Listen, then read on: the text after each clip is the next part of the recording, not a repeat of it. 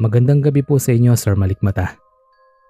Ako nga po pala si Bianca, isang high school teacher and senior high school coordinator na magbabahagi ng isa sa mga nakakakilabot na karanasan ko sa paaralan na pinagtatrabahuan ko.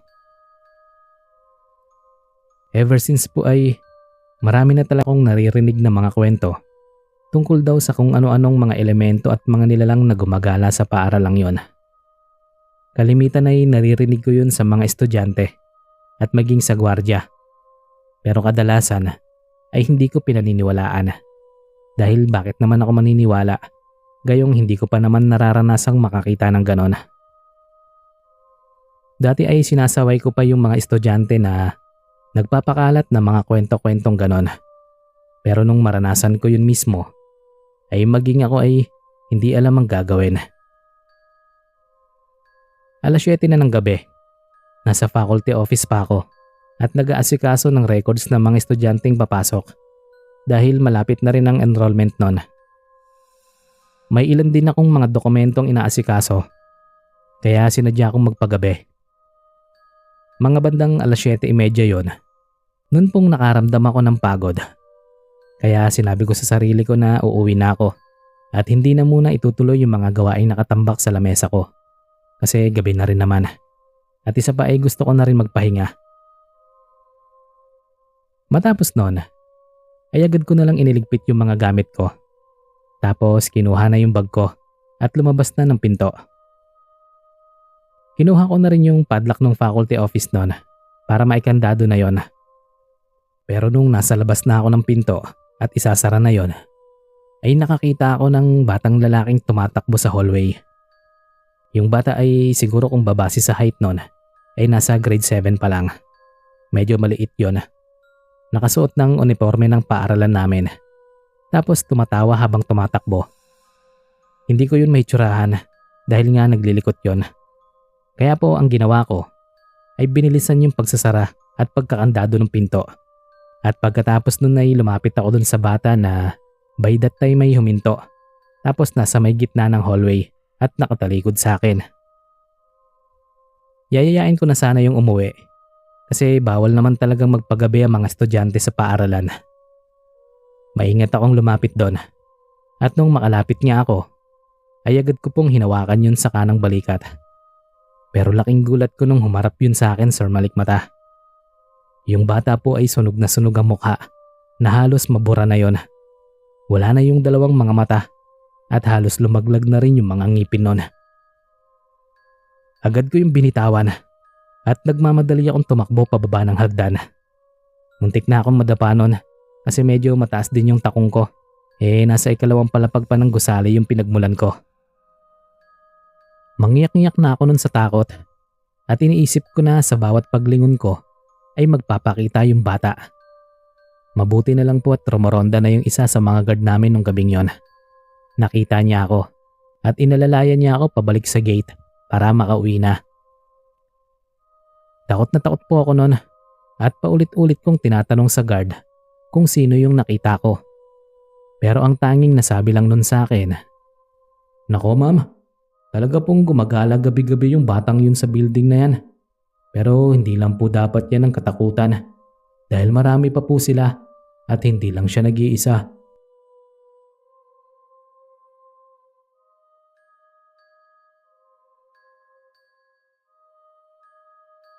Trabaho ng isang gwardiya na maglingkod sa mga tao at maging matapang para sa iba. Kaya ang kalimitang sinasabi ng mga tao ay porket gwardiya ka ay hindi ka natakot mamatay o di kaya ay wala ka nang kinatatakutan. Pero nagkamali po sila doon dahil kung minsan yung mga tao na sa tingin natin ay matatag ay sila rin kadalasang sinusubok. Hindi lang ng mga problema kundi na rin ng mga bagay na hindi natin nakikita.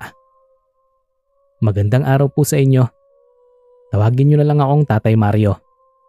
Ako po ay isa ng retired security guard na nagtatrabaho sa isang paaralan na malapit lang sa bahay namin.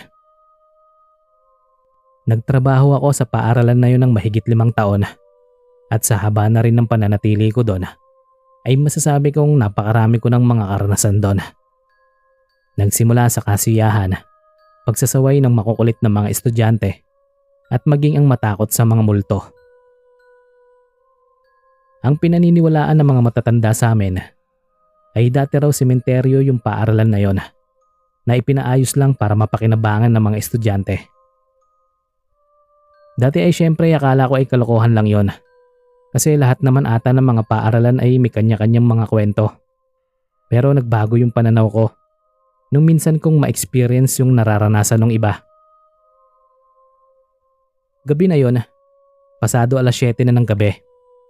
Naglilibot ako noon sa mga gusali sa loob ng paaralan para makasiguradong wala nang natira doon at ang lahat ay nakauwi na. Mahaba-haba na rin ang nalilibot ko noon. Nung marating ko yung sunod-sunod na hanay ng mga classroom ng foreign language na section. Ang nag-aaral doon ay yung mga estudyanteng kumukuha ng special classes tungkol sa iba't ibang mga lengguwahe, kagaya ng Nihongo, Mandarin at kung ano-ano pa. Habang naglilibot ako ron, ay may natanaw ako sa pinakadulong classroom. 5 kasi yung mga silid-aralan na nakahanay. Yung natanaw ko po ay isang gurong babae na naka-uniforme. Nakaharap yun sa pintuan ng pinakadulong silid na nakasara. Tapos nakatayo lang yun doon at animoy may ginagawa sa kamay niya. Habang lumalapit po ako ron sa guro, ay tinatanong ko yun kung ano pang ginagawa doon gabi na. Pero sa halip na sagutin ako noon, ay abala yun sa ginagawa. Kaya po tinutukan ko na yun ng flashlight. At noong makalapit ako doon, ay laking gulat ko nung mailawan yung ginagawa noon. May hawak po yung kutsilyo at patuloy na nilalaslas yung kanan ng pulso. Malaki na yung sugat nun sa may palapulsuhan at tumutulo na rin yung mga dugo nun sa sahig. Aagawin ko na sana yung kutsilyo noon nung bigla na lang humarap sa akin yung guro. At laking gulat ko nung makitang itim na itim yung mga mata nun. Tapos parang puyat na puyat dahil sa itim ng lalim ng mga mata nun. Doon na ako napamura at nasabi ko sa sarili ko na, "Sus ko, hindi na to guro. Multo na to." Ramdam kong iniharap at itinutok sa akin ng guro yung kutsilyo. Kaya sa takot ko nun, ay mabilis akong nagtatakbo sa may gate at nahulog na nga yung flashlight ko.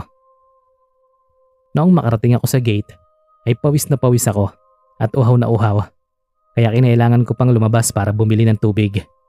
Mabuti na lang at marami pang tambay dun sa may tindahan sa tapat ng paaralan. Kaya kahit papaano ay nabawasan yung takot sa dibdib ko. Kinabukasan ay muli kong sinubukang puntahan yung lugar kung saan ko nakita yung guro. Pero nung makarating ako sa bahagi kung saan ko siya nakitang naglalaslas, ay wala na yun doon. At lalong-lalo nang wala rin yung mga dugo nun na tumutulo sa sahig nung gabing makita ko yon.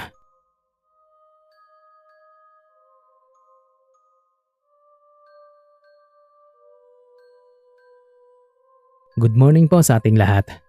Kumusta po ang araw nyo? Tawagin nyo na lang akong Teacher L or short for Elaine. Ako po ay nagtatrabaho bilang guro sa isang paaralan dito sa Taguig.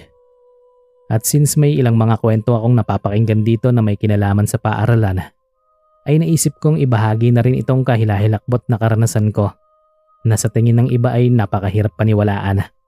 Pero sa akin ay totoong totoo. Nangyari ito mga bandang July. Hindi ko nasasabihin ang taon. May mga reports pa akong kailangang ipasa nun sa opisina kinabukasan. Kaya naman ay ginabi na ako sa pag-intindi sa paaralan. Nataon din namang sa susunod na araw na yung second periodical exams ng mga bata. Kaya talagang natagalan ako sa paggawa ng mga test papers at pagpiprint ng mga yon. Siguro ay mga bandang 7:30 ng gabi ay nasa paaralan pa ako. Habang nagtatrabaho ako, ay nakaramdam ako ng pagkaihi. Kaya po mabilis kong iniwan yung mga gawain ko. Tapos nagtungo dun sa banyo na katabi lang mismo ng office naming mga guro. Nung makarating ako ron, ay agad akong pumasok sa banyo ng mga babae. At nung makapasok na ako, ay may nakita agad akong isang estudyanteng babae. Medyo matangkad yun na parang senior high. Hanggang balikat yung buhok nun na magulo. Tapos nakasuot ng uniforme ng paaralan namin. Napansin ko ring nakaharap yun sa harapan ng may kalakihang salamin sa loob ng banyo at tinititigan doon yung sarili niyang refleksyon. Noong tingnan ko yun sa salamin, ay nakita kong magamaga yung mga mata nun na parang kanina pang umiiyak. At ang ikinatakot ko ay nung bigla na lang yung naglabas ng kutsilyo. Napaatras po ako nun, pero agad din akong nagulat nung bigla na lang niyang sinaksak ng kutsilyo yung kanan niyang pisngi at hinila yung kutsilyo pababa, kaya tumagas ang mga dugo doon. Nanginginig ako nun na lumapit dun sa estudyante, tapos pinipigilan ko yung ginagawa niya. Pero laking takot ko nung bigla na lang po ako nung itulak. Sobrang lakas po nun na parang lalaki yung tumulak sa akin. Noong nasa sahig na ako dahil sa pagkakatulak, ay nagulat ako sa sunod nung ginawa. Bigla kasi nung kinapa yung sugat niya sa mukha, tapos mas pinalaki pa yon at hinatak yung balat pababa. Binabalatan niya po yung sarili niyang mukha. Napasigaw na ako nun sa takot at pakiramdam ko ay wala na rin akong lakas nun dahil sa takot. Lalo na nga at may trauma ako sa ganong mga bagay. Habang pinagmamasdan ko yung estudyanteng balatan yung sarili niyang mukha, ay bigla na lang dumating yung guard ng paaralan namin at agad akong itinayo. Tinanong po agad ako nun kung anong nangyari at kung bakit ako umiiyak. Kaya nanginginig kong itinuro yung estudyante sa harap ko.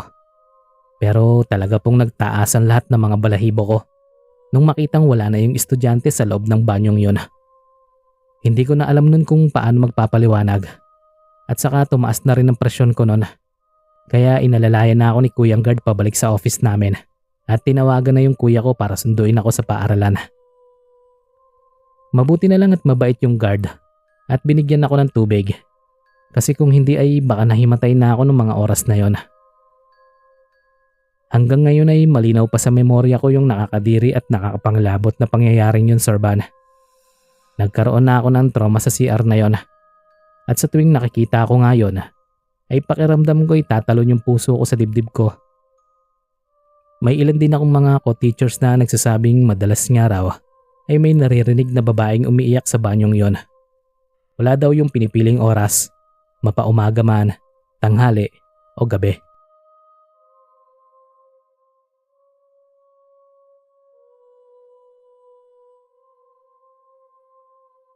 Ang sabi ng nakararami ay hindi madaling sumailalim sa depresyon dahil kapag naranasan mo na ito ay marami ka ng mga bagay na mababaliwala at masasayang. Halos lahat naman ata ng mga tao ay nakaranas na nito.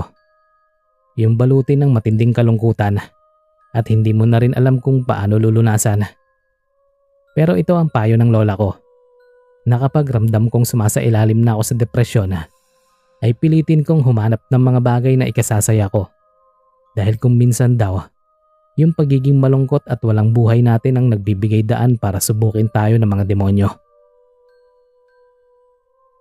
Taong 2013 ito nung mangyari. Nung mga panahong ito, ay isa na po akong lisensyadong guro na nagtuturo sa paaralan na malapit po sa amin.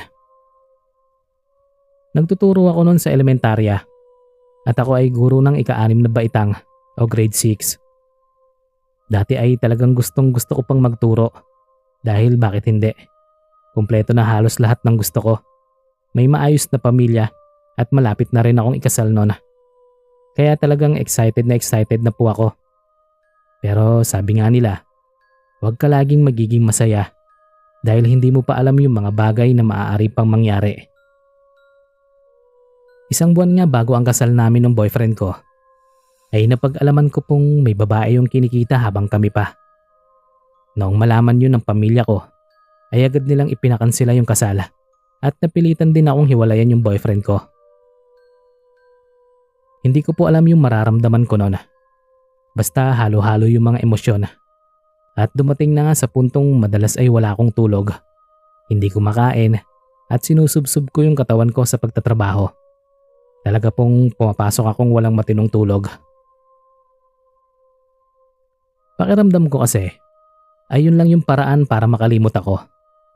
Pero hindi ko naman inaasahan na dahil din pala dun kaya nagkasakit ako. Noong ipagpatuloy ko pa po yung habit kong yon, ay doon na ako nag-umpisang makaranas ng kakaiba. Gabi-gabi ay nagigising ako at may napapakinggan akong nagsasalita at bumubulong sa utak ko. Iba't ibang boses yon at dinidiktahan ako na magpakamatay na kasi wala rin naman daw akong silbi. Kung minsan ay uutusan ako nung tumalon sa ikatlong palapag ng gusali ng paaralan namin o di kaya ay maglaslas sa kwarto ko sa bahay. Doon na rin ako nag-umpisang makakita ng mga aninong gumagalaw at mga bagay na madalas ay nawawala sa kinalalagyan nila. Pero kahit ganun na yung nararanasan ko, ay hindi ako nagsabi sa mga magulang ko. Tapos isang hapon, habang nasa paaralan ako at nag-aasikaso ng ilang mga aktibidad, ay bigla na lang natuon yung mga mata ko sa cutter na nasa harapan ko. Yung cutter ay ginagamit ko sa ilang mga paperworks. Hindi ko po maintindihan. Habang nakatingin ako doon, ay may bigla na lang sumigaw sa utak ko na kuhanin ko yung cutter at isaksak ko yun sa palapulsuhan ko. Pilit kong nilalabanan nun yung boses. Kaso habang tumatagal, ay nakakarindi na yon at nakakagalit. Kaya naman ang ginawa ko, ay kinuha ko yung cutter at mabilis kong nilaslas yung palapulsuhan ko. Mabuti na lang at agad akong nakita ng isa sa mga estudyante at isa sa mga guro na kaibigan ko at mabilis pong naagaw sa akin yung cutter. Agad akong isinugod nun sa ospital dahil natakot silang baka mas malalim na yung sugat kasi kalat na yung mga dugo nun sa lamesa ko. Mabuti na lang at hindi po malala yung tama ko nun. Pero pinayuhan ako ng mga doktor na magpakonsulta sa isang psychiatrist dahil baka raw yung nararanasan ko ay depression na. Simula nun ay kinuha ako ng mga magulang ko ng isang psychiatrist and thankfully ay unti-unti akong gumaling sa tulong ng mga medications, suporta ng pamilya ko at sa ilang beses na pagpapabalik-balik ko sa simbahan. Grabe no, akala ko dati ay mamamatay na ako. Pero tingnan mo nga naman, taong 2016 nung makilala ko yung napangasawa ko. May dalawa na kaming mga anak ngayon at masasabi kong ni minsan ay hindi niya ako pinagbuhatan ng kamay o di kaya ay pinagpalit sa ibang babae. Bottom line lang po ng story ko, sa lahat ng mga biktima dyan ng depression, huwag niyo pong hayaang malamon kayo niyan dahil baka kapag tumagal pa at hindi yan naagapan, ay yan na rin ang kumitil sa inyong buhay. Basta lagi lang tayong tumawag sa may kapal. Hindi naman siya napapagod at lagi lang siyang nakaantabay.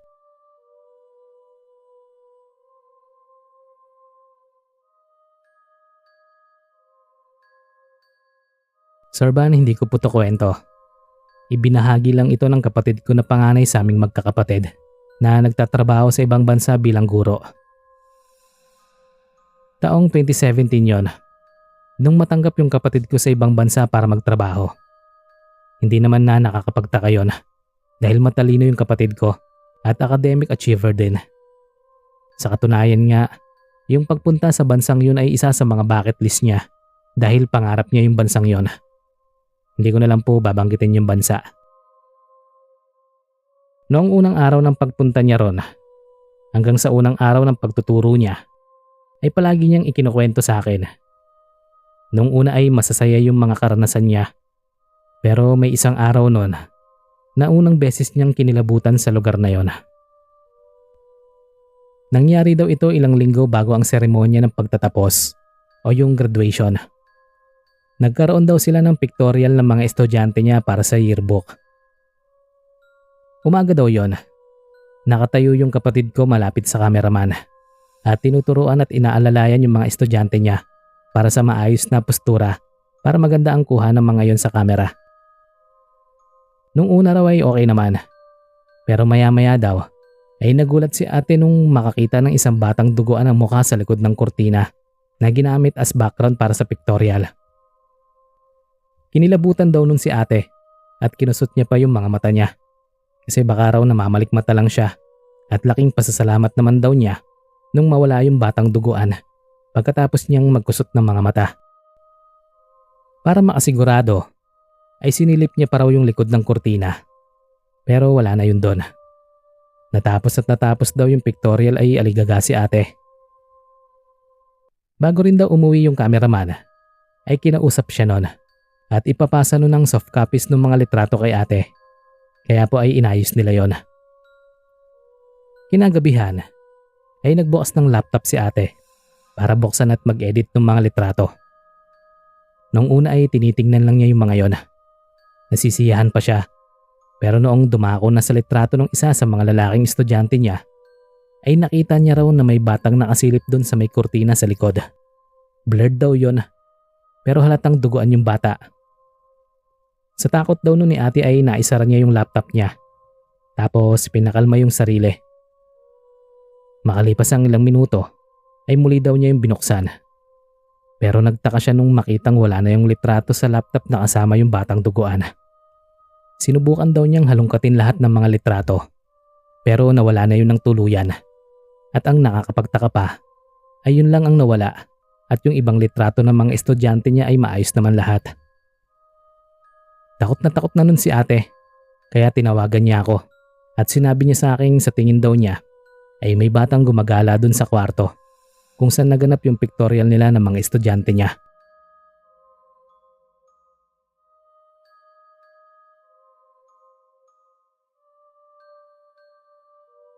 Kwento ito ng nanay ko sa akin, Sir Malikmata.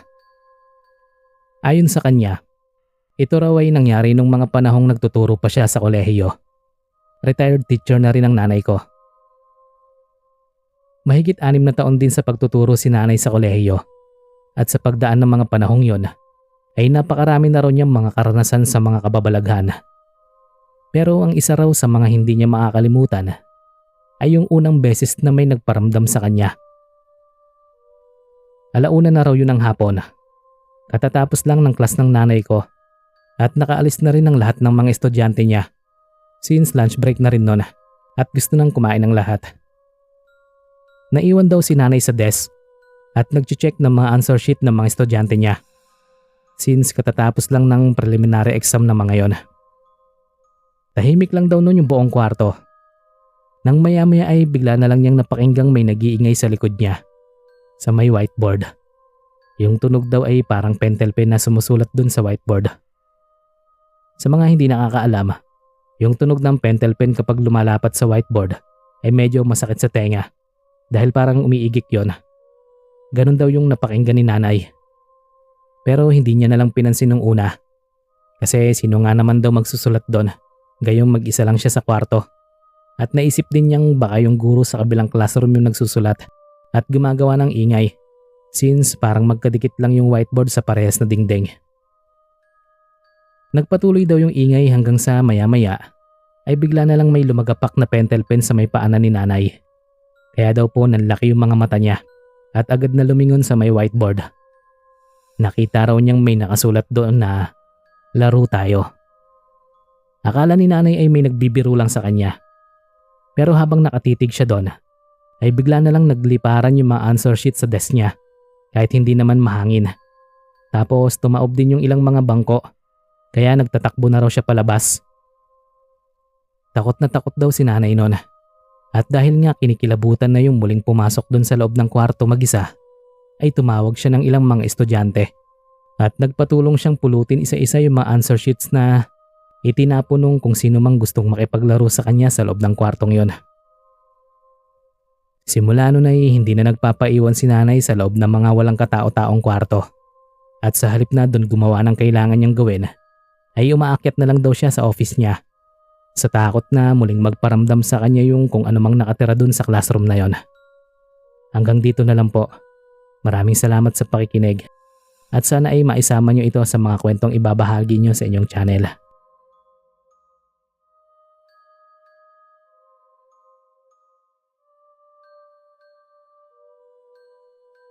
Hello po sa solid listeners ng Malikmata channel. At hello din po sa inyo, Sir Malikmata. Itago nyo na lang ako sa pangalang Lawrence. At ngayong araw ay gusto ko lang magbahagi sa inyo ng isa sa mga questionable at kakatuwang pangyayari na naranasan ng isa sa mga estudyante ko noon. By the way, ako nga po pala ay isang guro na nagtuturo sa elementarya. Grade 2 po ang tinuturuan ko. Kaya po kailangan mo talagang magkaroon ng napakahabang pasensya. Lalo na at mga bata pa lang naman ang mga estudyanteng makakasalamuha mo. Sa tinagal-tagal ko nang nagtuturo, ay iba't ibang bata na ang na-encounter ko. May tamad pumasok, laging absent, may masipag, ayaw magpaiwan sa nanay, at kung ano-ano pa. Pero ang hindi ko makakalimutan sa lahat ay nung minsang nagkaroon ako ng estudyanteng mayroong ikatlong mata o third eye. Hindi ko na matandaan ang taon kung kailan ito nangyari. Basta ay may naging estudyante ako na Wesley ang pangalan. Si Wesley naman po ay mabait. Nagpapasa ng mga aktibidad sa tamang oras. Laging may assignment, kaya naman ay palaging matataas ang mga grado nun. Pero may isang problema. Kung minsan po kapag nagtuturo ako, ay bigla na lang yung iiyak sa upuan niya. At kapag nilalapitan ko naman at tinatanong kung anong problema, ay palagi nung itinuturo yung kisame at sinasabi sa akin, "Sir, may babae pong gumagapang doon." Ilang beses na rin yun nangyari, and each time ay palalayo ng palala. Kaya nag-umpisa na akong mag-alala para sa kalagayan ng estudyante ko, Sir Malikmata. May isang araw noon, kauma-umaga pa lang, saktong alas 8 noon. Habang nagpapabasa ako sa mga estudyante ko, ay bigla na namang umiyak si Wesley sa upuan niya. At ang nakakatakot pa ron, ay nagtatakbo po yun papunta sa akin at niyakap ako. Paulit-ulit nung sinasabi na kukuhanin daw siya ng babae sa kisame. Pilit ko siyang pinapatahan noon at binuhat ko siya para ilabas na sana sa classroom. Nung mapansin kong may mga kalmot yung kanan niyang braso. May kalaliman din yung mga kalmot at mahahalata mong sobrang sariwa pa. Doon na ako na alarma at agad ko nang pinalabas lahat ng mga estudyante ko. Nagtipon kami sa labas ng classroom at dinala ko sa klinik si Wesley habang kinokontak ko yung mga magulang ng mga estudyante ko na kung maaari ay iuwi na muna yung mga yon dahil baka mas lumala pa yung nangyayari. Ipinasundo ko na rin si Wesley at nung makausap ko yung nanay nun ay sinabing talaga raw maraming nakikita si Wesley na hindi natin nakikita at hindi na raw yun ang unang beses na may nanakit sa anak nila.